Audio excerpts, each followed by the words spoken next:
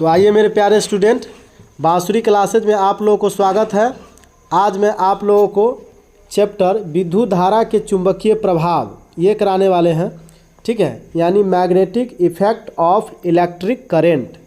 देखिए इसमें पहला क्वेश्चन जो आपको दिया गया है यहाँ से कि विद्युत यंत्र एमीटर के द्वारा किसी विद्युतीय साधन से प्रवाहित विद्युत धारा की माप की जाती है। एमीटर का प्रतिरोध होता है, यानी एमीटर का प्रतिरोध क्या होता है। तो इसका राइट आंसर हो जाएगा ऑप्शन नंबर डी। इसी तरह से क्वेश्चन नंबर दूसरा आके देखिए यहाँ पे कि विद्युत चुंबक बनाने के लिए प्रायः किस पदार्थ के छड़ का उपयोग किया जाता है। तो इसका राइट आंसर हो जाएगा option number C. Option number C यानी कि नरम लोहा का प्रयोग किया जाता है। विद्युत चुंबक बनाने के लिए किस छड़ का उपयोग किया जाता है, तो नरम लोहा का। इसी प्रकार से अब हम लोग क्वेश्चन नंबर नेक्स्ट करेंगे। 3 नंबर यहाँ पे देखिए कि विद्युत परिपथ में प्रवाहित धारा का मान मापने में प्रयुक्त यंत्र है। तो वह यंत्र है आपको एमीटर। विद्युत परिपथ में प्रवाहित धारा का मान मापने में प्रयुक्त यंत्र एमीटर होता है।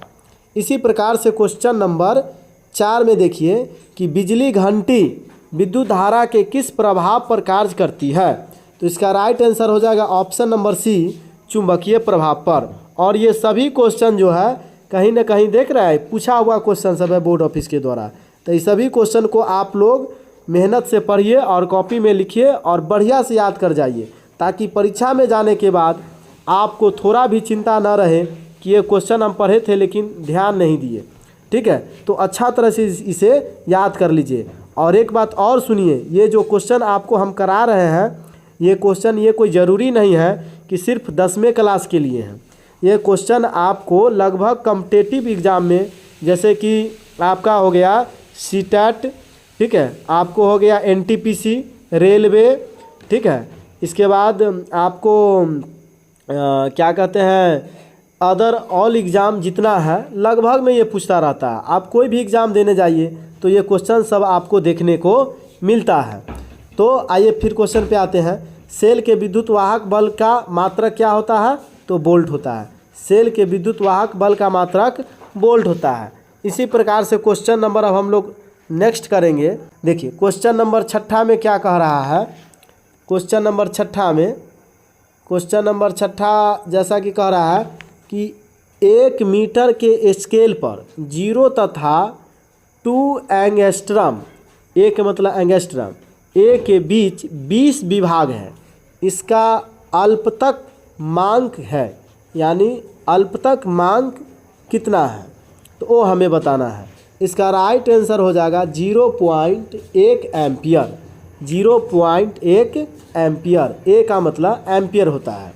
इसी प्रकार से क्वेश्चन नंबर 7 में हम लोग देखेंगे कि विद्युत धारा के चुंबकीय प्रभाव पर आधारित उपकरण का एक उदाहरण लिखे। इसका राइट आंसर हो जाएगा बिजली की घंटी। इसी प्रकार से क्वेश्चन नंबर अब हम लोग नेक्स्ट देखेंगे। यहाँ पर दिया गया है आपको कि प्रत्यावर्ती धारा प्राप्त करने के लिए प्रयुक्त उपकरण का नाम लिखे। तो इसका राइट आंसर हो जाएगा ऑप्शन नंबर बी, यानी डायनेमो। प्रत्यावर्ती धारा प्राप्त करने के लिए प्रयुक्त उपकरण का नाम क्या है, डायनेमो। इसी प्रकार से ये क्वेश्चन नंबर 9 देखिए। ये क्वेश्चन बहुत वीवीआई क्वेश्चन है 9 नंबर, जो कि कितना बार ये क्वेश्चन पूछा गया है यहाँ पे नहीं है वो अलग बात है, लेकिन ये क्वेश्चन पूछा जाता है। तो आइए, टंगस्टन कितने डिग्री ताप पर पिघलता है। तो टंगस्टन जो है 3000 डिग्री सेल्सियस पर पिघलता है। कितना डिग्री पर, 3000 डिग्री सेल्सियस पर। सी का मतलब सेल्सियस होता है। इसी प्रकार से क्वेश्चन नंबर 10 में हम लोग आएंगे। तो देख रहे हैं यहाँ पे लिखा हुआ है प्रत्यावर्ती धारा यानी एसी। प्रत्यावर्ती धारा यानी एसी करंट, यानी देखिए प्रत्यावर्ती धारा की आवृत्ति क्या है।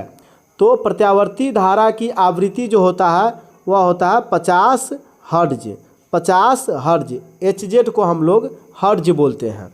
इसी प्रकार से क्वेश्चन नंबर नेक्स्ट पर हम लोग आएंगे और आपको एक बात बताना चाह रहेंगे कि ये क्वेश्चन कोई ज़रूरी नहीं है कि 10वें के लिए है। आप किसी भी क्लास में अगर पढ़ते हैं, अगर आप इस वीडियो को देख रहे हैं तो आपको इस वीडियो से बहुत ही लाभ होने वाला है। ठीक है, तो आइए अब हम लोग फिर क्वेश्चन नंबर 11 में हम लोग आते हैं। करा चित्र में धारावाही चालक के कारण बिंदु P पर चुंबकीय प्रेरण सदिश B की दिशा है, यानी सदिश। अब आइए यहाँ पे, इसका राइट आंसर हो जाएगा कागज तल के लंबवत की ओर। कागज तल के लंबवत की ओर। लंबवत का मतलब होता है 90 डिग्री, यानी कितना डिग्री पर है यहाँ पे जो बन रहा है, यहाँ देख रहे हैं, यहाँ पे आपको 90 डिग्री का निर्माण हो रहा है, 90 डिग्री का। ठीक है, लंबवत यानी 90 डिग्री होता है। इसी प्रकार से अब हम लोग जो है ज़रा सा क्वेश्चन फिर नेक्स्ट करेंगे 12 नंबर। देखिए यहाँ पे 12 नंबर में जो दिया गया है वह करा चित्र में फ्लेमिंग के वाम हस्त नियम प्रदर्शित है, यानी क्या प्रदर्शित करता है से वाला बात बताना है। अंगूठा प्रदर्शित, यानी फ्लेमिंग के वाम हस्त नियम प्रदर्शित करता है, यानी अंगूठा किसको प्रदर्शित करता है ये बताना है हमें। तो अंगूठा जो प्रदर्शित कर रहा है वह कर रहा है आपको धारावाही चालक पर लगे बल की दिशा को। धारावाही चालक पर लगे बल की दिशा को ये औंठा बता रहा है। इसी प्रकार से औंठा यानी अंगूठा।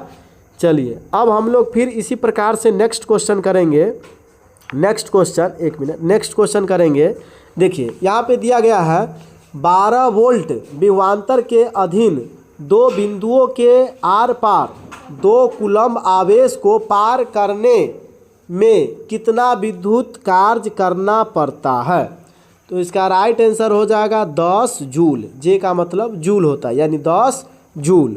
इसी प्रकार से क्वेश्चन नंबर 14 में हम लोग देखेंगे, कह रहा है कि 10 ओम एवं 20 ओम के 2 प्रतिरोधों को श्रेणी क्रम में जोड़ने पर समतुल्य प्रतिरोध होगा, यानी समतुल्य प्रतिरोध कितना हो जाएगा इसका 20 ओम।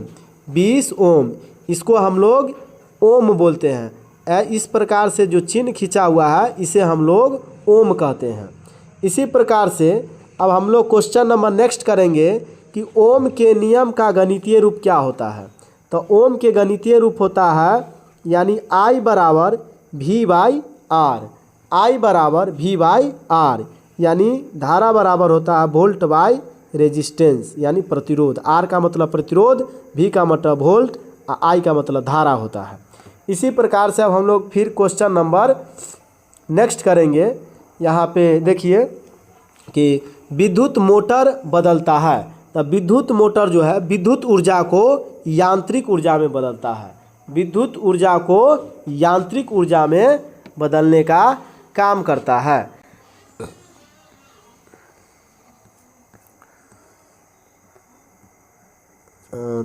तो अब आइए फिर अब हम लोग क्वेश्चन नंबर नेक्स्ट करने वाले हैं।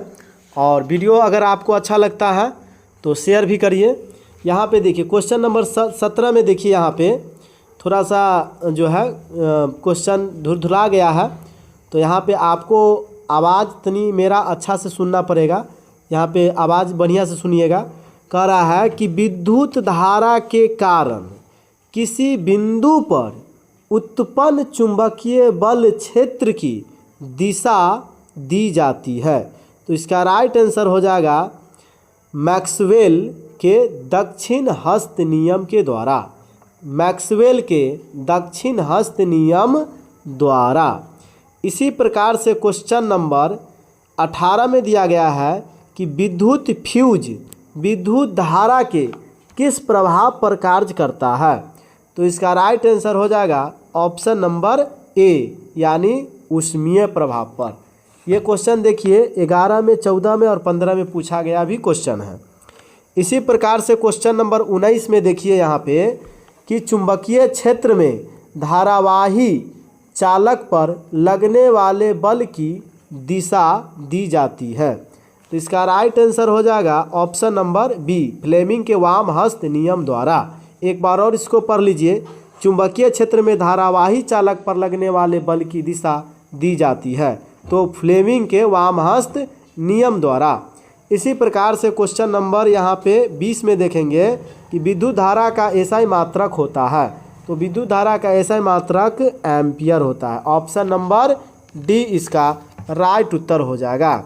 इसी प्रकार से क्वेश्चन नंबर 21 में ज़रा सा देखेंगे कि जब किसी चालक तार से विद्युत धारा प्रवाहित होती है तो गतिशील कण होते हैं, यानी आयन होते हैं। गतिशील कण को क्या बोलेंगे? आयन बोलेंगे, आयन।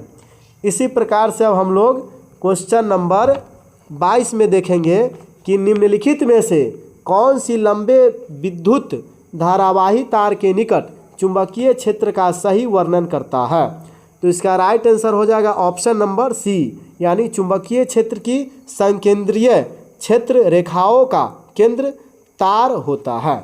इसी प्रकार से क्वेश्चन नंबर 23 में देखेंगे कि विद्युत परिपथ में दो बिंदुओं के बीच विभवांतर मापने के लिए प्रयुक्त होता है। तो वह होता है आपको वोल्ट मीटर। क्या होता है? Volt meter. इसी प्रकार से क्वेश्चन नंबर हम लोग फिर नेक्स्ट करेंगे कि डायनेमो में कैसी धारा प्राप्त होती है। तो डायनेमो में प्रत्यावर्ती धारा भी प्राप्त होता है और दिष्ट धारा भी प्राप्त होता है, यानी ऑप्शन नंबर सी इसका राइट उत्तर हो जाएगा।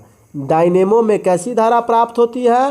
तो प्रत्यावर्ती धारा एवं दिष्ट धारा, दोनों धारा प्राप्त होती है। यहाँ पे देखिए ये क्वेश्चन 2011 का पूछा गया क्वेश्चन है।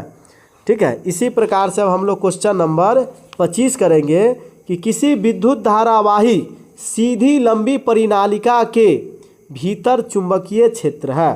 तो इसका राइट आंसर हो जाएगा 0 होता है। ठीक है।